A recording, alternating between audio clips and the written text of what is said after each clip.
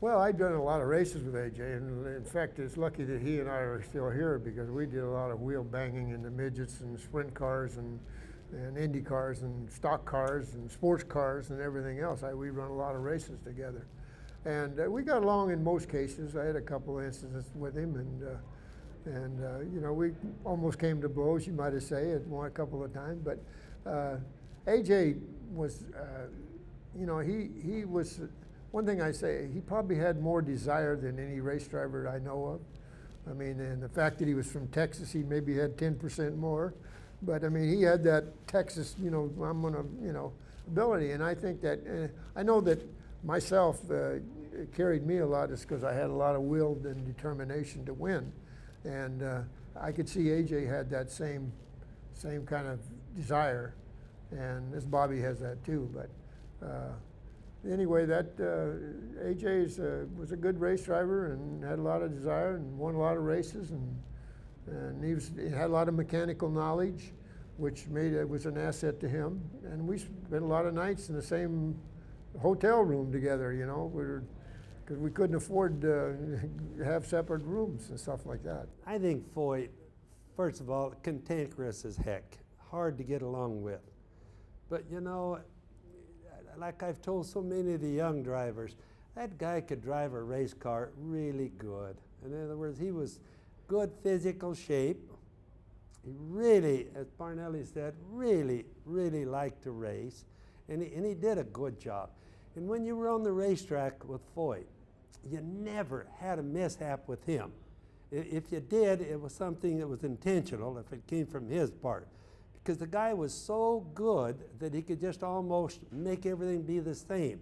Because being in wrecks, being upside down in a sprint car midget or something, didn't really pay a lot of money. Really hurt you a lot. You know, half the drivers used to die in race cars way back then. And AJ lived through that.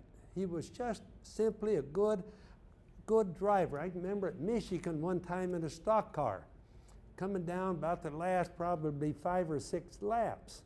And I'd led most of the race driving for Harry Hyde down in NASCAR country.